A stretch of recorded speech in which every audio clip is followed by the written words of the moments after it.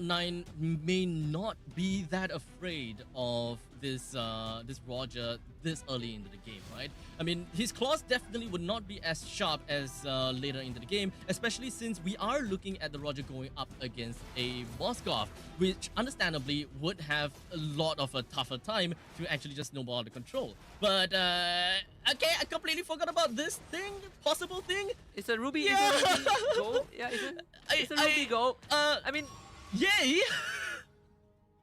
yeah, I mean what the Ruby goal wants to do is just a sandbag, right? Like it's like a Teresa. Basically, use side lanes for FCon. Yeah, I mean even Teresa side lane, right? Like both side lanes for Falcons is just sandbag. You know, you don't leave the lane, you don't take me down. I keep my structures alive, and that's the modus operandi. Of course, Cloud9, they're gonna take priority over the Little Wanderer. Good coverage early on.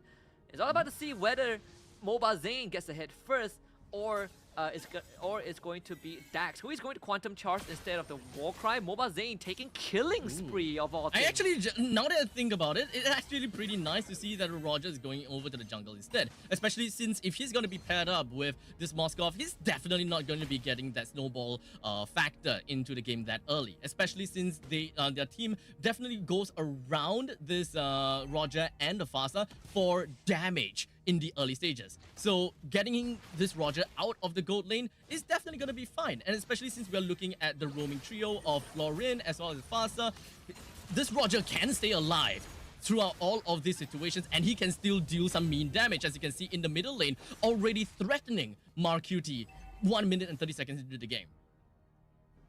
Very good patience. Dax waited for Marcuti to walk as close as possible. Forced out the flicker. Would have been nice if he got first blood, but either way, Dax himself is single-handedly taking out space in this bush. It's not the easiest for Cloud9 to walk up forward, though Mobile Zane has the experience advantage. So if he drags this long enough, he's going to be at level 5, and that's going to give him the edge in securing this turtle fight.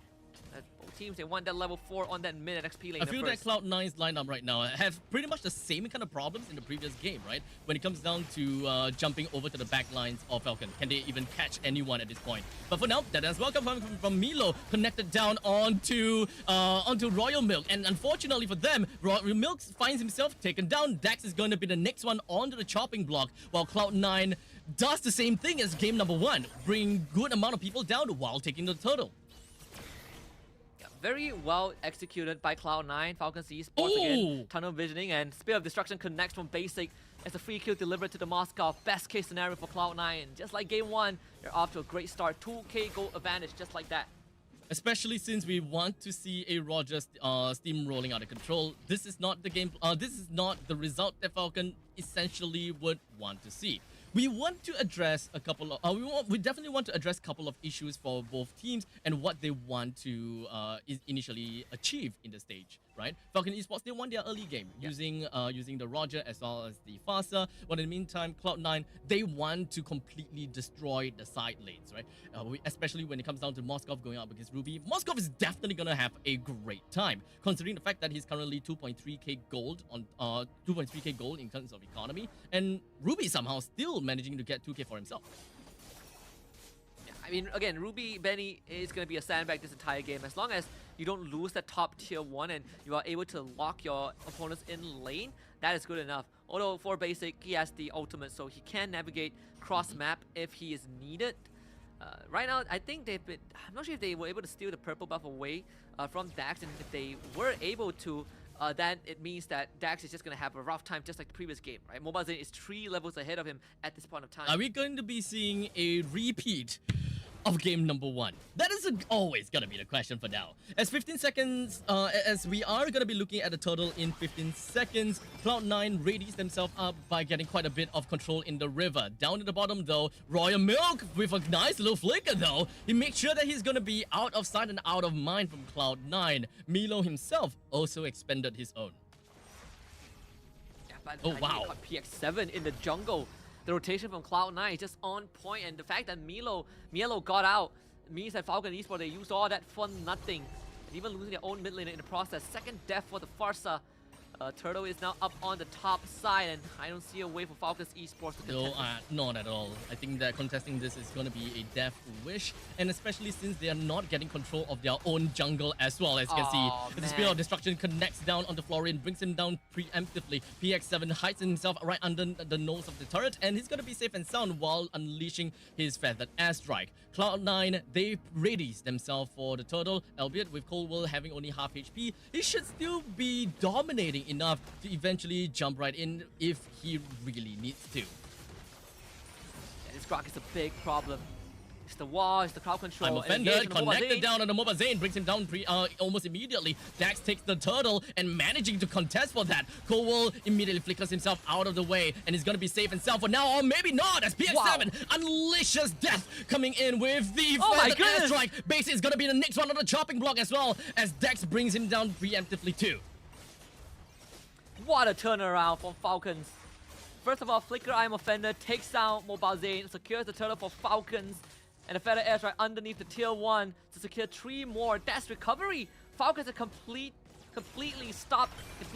negated the lead the Cloud9 got after the first turtle, and Dax, he wants lead more. Means nothing to the eyes of Falcon Esports. In the meantime, the Spear of Destruction is just going to be connecting down to Kid X, while the basic is just going to be focusing himself on Dex, but somehow Dex is going to be running away just fine. Hey. But Benny, he actually went in for the unoffended, which actually pulled the enemy closer to make Dex die. So unfortunately now, Benny went against the world. Cloud9 managed to clap back in that small, tiny little problem of Falcon Esports. No, Benny saved Dax, but Mark QT chased him down. He stole Dax's ultimate. He became the Lycan himself to get the kill. So Cloud9 again punishing, but this is the replay after the second turtle fight, right? Very good coordination from Falcon's Esports, just letting Dax get the cleanup, letting him recover, catch up to Mobile Zane, at least making sure that the deficit isn't too bad, and then Cloud9 responds in kind. Mark QT chases him down, Mobile Zane again cashes him on some kills, and Basic was able to find another one with the Spear of Destruction, something that FCon gotta pay a bit of attention to, though. The global presence from the side of Cloud9 is not to be messed with. But at least FCon's deficit isn't that bad. They still keep it under 3k. I mean, immaculate position coming in from PX7 thus far throughout the entirety of that fight. But for now, it does seem like Cloud9 is just going to be focusing on Royal Milk again. But Mobile Zane got pulled in, but I'm offended. And the aggressors, in turn, has been taken down instead. Mobile Zane now suffers a 20 seconds death timer onto themselves. And Falcon Esports focuses themselves in the middle lane, wanting to bring down this first tier defense turret in the middle lane. But Mark QT is going to say no as much as possible, trying to whittle down all that ballista as fast as possible. While that push in the middle lane happened, Dax focuses on the turtle and gives good economy to the rest of the team. Both teams just running it at each other with no impunity, with no regard. They just want to fight. This bomb tier 2 should go down to FCon. This Mielo can clear it, well, with the help of Mark QT, definitely so. Again, Falcons keeping it within an arm's reach. In fact, Lycan form stolen by Mark QT, of all ultimates available. Always ensuring that there is a nice gap between themselves and Cloud9. Falcon Esports is just pulling all of these gameplay as well as all this macro play just very effectively. They make sure that trades are trades. If they lose anyone, they will want to find something to recover from it altogether. So Falcon Esports, even from the previous game, right? We have seen before time and time again. They lose some members, but they will find another way to get themselves back on track. Yeah. And Cloud9, after that skirmish, realizes that, man, we cannot one-shot Royal Milk anymore. No, they're gonna try. But looks like they are still definitely gonna be trying after all. They used quite a bit onto Royal Milk though, but now Royal Milk immediately jumping in for his quick little ultimate, but doesn't seem like the penalty zone actually did do anything at all. Mielo misses the Daytona's welcome. Coldwell's power of nature basically makes him CC immune to the penalty zone. So both teams just have to call it quits. You know, we tried, but nothing worked out. Probably it's time to get ready for the first Lord of the game. It's going to be spawning on top side, which will be taken care of by Royal Milk. Teresa is one of those few heroes that, yeah, you can kill him 10 times, 20 times, but eventually he is going to scale. He is going to be useful regardless, because he is the guy with the body of the Smith after all. So we'll see his first Lord fight is going to be very, very important for both teams, especially if Falcons get their hands on it. Now, what is the game plan here for CLOUD9 though? Because we have constantly been seeing Milo going in to initiate using the Dana's Welcome. But time and time again, they don't have enough damage because they don't really quite seem to have that kind of battery to work with this kind of pick-off comp, because CLOUD9, they're just focusing on that time and time again and just not working. But we'll get back to that in a short bit, as Basic just went in ham against PX7. I was about to get to that as well, right? Having a Moskov gives you sort of global presence. Split push is very strong, and with PX7 down, CLOUD9 would definitely get this Lord. I don't see how Falcons can contest this. They don't have a Florid out. But at the same time, CLOUD9's draft has a lot more clock control compared to game 1. Seems like Falcons, they still want to fight. Does seem so. Milo flickers himself out, but the penalty zone did manage to connect a little bit on Coldwell, but he's not going to be caring about anything because he does have the power of nature. He's going to be fine for now. Royal Milk is going to be the first one onto the chopping block, and CLOUD9 understands that that is probably the most that they can get from this, and they are going to be backing off and waiting for the next 11 seconds for the Lord to come out. Yeah, they need PX7 to be around. Dax himself does not have enough damage. You can see he was trying his best to try and get someone into execution range, but they couldn't do it. And while all of that was happening, Basic just took down the bottom inhibitor. So CLOUD9 not only got the Lord, won a team fight, picked off crucial targets, but also gets an inhibitor under 10 minutes, under 11 minutes. This is gonna solidify them in the driver's seat for this game for sure. Definitely a lot more solid compared to game 1. I mean, it's a very solid back and forth game. Like Falcon Esports as well as CLOUD9, it's very clear that both of these teams are pretty much on par with one another. And unfortunately, only one team will prevail. It's either a 1-1 in this best of 2 format, or it's a 2-0 in favor for Falcon Esports. But at this point in time, the script is writing for CLOUD9 to be able to get themselves that one game against Falcon Esports to tie things up. The Lord is going to be marching in the bottom lane, but CLOUD9, they want to merge the lanes. They want to ensure that the inhibitor turret in the middle lane will be destroyed. As such, PX7 focuses onto the feathered airstrike. He clears out the wave as much as possible and manages to defend. The rest of Falcon Esports now focuses on the top lane, but CLOUD9, they want to get a little bit more. The Terizla just going to be jumping in, but it doesn't seem like they will be able to do too much from here at this point on. Mobazane is going to be the one that goes down second, but perhaps we'll get a third one, as Falcon Esports, they're not going to be stopping just yet. They get Milo down. And now another one when it comes down to it. I'm offended. We'll be able to connect the other Basic as well as Marcuti. Basic was hoping that he will be able to turn things around, but Marcuti, he completely ditches him and goes back home. Have you seen the Florian engage? Little Kid X flickers and throws out the soul to stun both Basic and Marcuti, and allowing Benny to get the second I'm offended, pulls Basic back, kill him off. Falcons, they still lost to inhibitor, so that's a win for CLOUD9 nonetheless. But again, Falcons refusing to go down, refusing to stay down. Manages a recovery. Unfortunately, they will not be able to get the mid-tier 2 silver lining for CLOUD9, but you look at the net worth for both teams, it's even. Dead even, wow.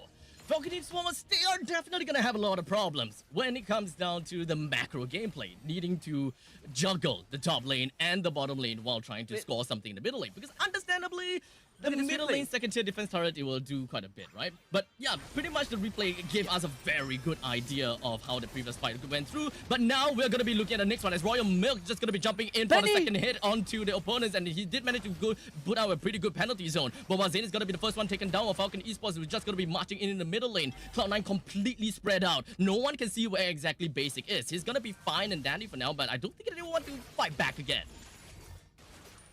Yeah, and in CLOUD9's, the plan is very straightforward, right? We're going to start split pushing lane. We're going to start forcing it to come back to defend the base, because if you don't, we're going to tear it apart. Falcons, they're going to try to rush down the Lord as much as possible, and Cold War sees this. I think Benny just got caught, so Yep, go down. A little terrifying. Marcuti brings him down. The Lord, 75 HP. Dax still managed to get it in his pocket in the end of the day. But they want more. They want blood. And they're swimming in the waters. As Marcuti is just going to be going for the IMU, taking away the ultimate of Dax. He's just going to be focusing down onto him as much as possible. Deadana's welcome just going to be connected. But in the meantime, the front lines, we do have Coldwell as well as Basic. They are focusing onto Royal Milk. But Basic's HP is not looking good. He immediately jumped himself backwards, and he's going to be fine for now. The penalty zone connects on the Royal Milk. He's just going to be stuck in there. And he's probably gonna go down, and the immortality pop. CLOUD9, they're marching in. They will be able to take this core down if Royal Milk is not gonna clear things down. But where's the damage? They're unable to clear the core down. No damage. All alone to try to bring this core down, and he's probably gonna go down to the hands of Benny. CLOUD9 tried to end this unfortunately wasn't able to do that, and now they face the Lord marching in the middle. Yeah, try to take a sip of royal milk, people. He comes back, Festival of Blood, Blaze Mice him, one man fights off the entire CLOUD9, and he healed up so much that CLOUD9 just did not have the output once Basic got absolutely splattered by his hammer. And without Basic, there's no way CLOUD9 can end the game, and especially with the Lord, right? Your empowered minions allow Falcons to survive for a bit longer. Another lifeline gained by Falcon, and CLOUD9 coming so close for the second time in a row, but just not able to close it. And Falcons have managed the recovery 2 times in a row. So close to tasting that sweet, sweet victory for CLOUD9. They want to go for the 1-1 so bad, but it wasn't able to. So we're just gonna be focusing on the present now. CLOUD9, they did manage to make sure that the Lord did nothing to the middle lane at all. As you can see, the second tier defense turret is still standing up really tall, and they're gonna be a-okay about that. There's still about 1 minute until the Lord eventually appears. So both teams, they might actually want to play things a little bit more safe while still testing their distances against their opponents. Yeah, the only advantage CLOUD9 has over Falcons right now is that they have the silent inhibitors taken down.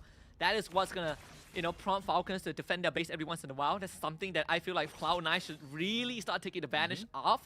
And every time Falcons wants an objective, you force them to deviate from that, right? Push the silent in, threaten with your split push potential. You have a Moskov, one of the best structured destroyers. And CLOUD9, they've been able to set up the side lanes for now, which means that they've given themselves control over the entire map. At one point in time, Falcon Esports is definitely going to have a little bit of a difficulty when it comes down to clearing up waves. But it does seem like we do have Ruby that is just going to be picking up a couple of good items here just to solidify more damage to actually clear waves out. Because he did manage to pick up a Sea Halberd on himself instead of the typical kind of Dominance Eyes to get a little bit more defense whatsoever. So Penny as well as Royal Milk, they're going to be a-okay. When it comes down to clearing wave, they got an AoE, that's all fine and dandy. Yeah, the lack of wave clear definitely is going to be a slight detriment for Falcons Esports, right? It's why you see Bombazine just got the Endless Battle and he's working on that Lord. This Lord could help CLOUD9 basically win the game over Falcons Esports after so long. And Falcons, they know that they have to contest this. If they don't contest for this, it is probably going to be game over. For Falcon, they're testing the opponents. They're waiting for the perfect opportunity. But the quick little reset from CLOUD9, even CLOUD9 themselves understand what kind of threat that they're looking out for. This game could quite literally go to anyone here. Yeah, and Benny knows this, right? Which is why he's waiting to see where Basic is. But Basic has used his ultimate. This is the chance. Falcons, let's see if they can make this happen. As Royal Milk takes his first stand in the front lines, he's going to be holding on to the Lord for a tad little bit. But there's the flicker as well. That as well coming in from Milo, just going to be connecting down. But oh, the heals coming in from Kidex ensures that Dex will be able to stay alive for a little while longer. But it doesn't seem like they will be able to do too much. Basic! Now, it's just going to be Marcute. He's just going to be holding on to the back. But Basic, he's just going to be jumping over to the back lines and focusing down onto the core as much as possible. They push in. It's all left with Kidex. Royal Milk and Benny is nowhere to be seen. Never mind. Royal Milk is now here. Is it really even gonna be enough? Basic is just dealing immaculate damage over to Kidex. They want to end this fast enough, but Basic is just gonna be jumping around with a sliver of health. Both of them, they're gonna be fine though. All of these lanes just gonna be pushing right in. Even with the Lord, CLOUD9 have got nothing that could help bolster the damage of this Lord to help them to even end this game. The split push is tried and unfortunately wasn't done right. At least Basic got the last inhibitor down, but with Dex back in the game, Basic no help. They cannot end the game just yet. Falcon still hanging on. And you would think with everything that had happened, CLOUD9 would have at least a goal lead, even at a point where it doesn't matter. But no, Falcons Esports are just resilient. It feels like they defy death itself. And again, CLOUD9, the only advantage that they have is that they got the Lord, good control from Mielo, the Flicker, Daytona's Welcome to literally stop Dax from having any effectiveness in that fight. If Dax got the Lord, it would have a completely different story. But Falcons Esports truly trial and tested and now put in the most damning disadvantage that they've ever faced in this BO2 against CLOUD9. But it really feels like recovery is just a stone throws away. It's all about that split push potential that CLOUD9 could potentially just throw over at Falcon. Especially since Falcon wants to play team fight. They want to go all in as a death ball. But Falcons I think it really boils down to information. Can they even grab all of these information? Can Benny and Royal Milk even brave all of these finest warriors in Cloud9? Walk past all of them and see, is Basic even there in the team fight? Because if Basic isn't there, they can expect that Basic will be coming in from the side lanes and try to end the game sneakily.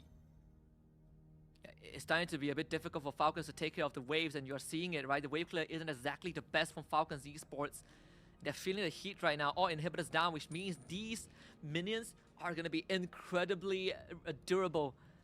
Immortality onto Mielo as well. This last Lord, Cloud9, have priority from start until finish. And if they can catch Dax one more time, I think Cloud9 surely will win this game. But what am I to say, right? Falcons have defied the impossible for so many times. Time and time again, they showed us what exactly that they are made of. But looking at limitations, Falcon Esports definitely have got all of that limitations put onto them as to how they can clear the waves, right? Even Benny focused on more offensive scenario, or rather offensive alternatives from the Dominus Eyes. It definitely managed to help them in clearing up the waves in the later part of the game. But 20 minutes onwards, trying to clear all of these mega creeps, I think that is definitely going to be tough.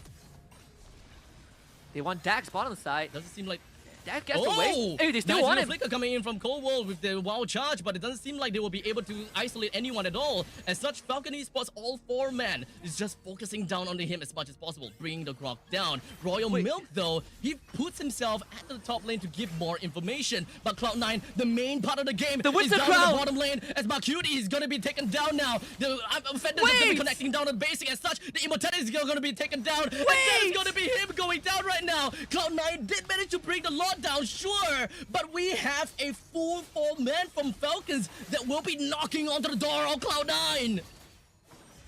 Yo, Kidax with the Winter Crown baited Basic and Marcuti in, allowing Dax to turn it around. But again, like you said, Cloud9 got the Lord at least 21 minutes in. This is straight up an evolved Lord. Falcons, they gotta deal with the wave. This is not gonna be easy, but at least Dax gets the mid-tier 2.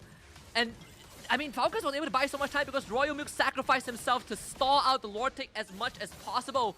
They should have time to whittle down the Lord at least and give PX7 space to clear out the side waves. I don't think that they will be able to bring the game to the end at this point in time just yet. But it is all just pretty much going to be a wet noodle fight. As now Benny is just going to be going with the Armor Feather with quick little flicker coming from Star Mielo. He's going to be safe and sound for now. But Benny is just healing up so much. He's not going to die at all. As now Falcon Esports, they do have PX7 coming in now. The wall charge doesn't seem Mielo misses all. He didn't go for the dead as well. Did not connect to anyone at all. Dax gets himself a mega kill. Brings Mielo down. That is one of the tough front lines coming from Cloud9 that would really help them to defend this upcoming push from Falcons potentially.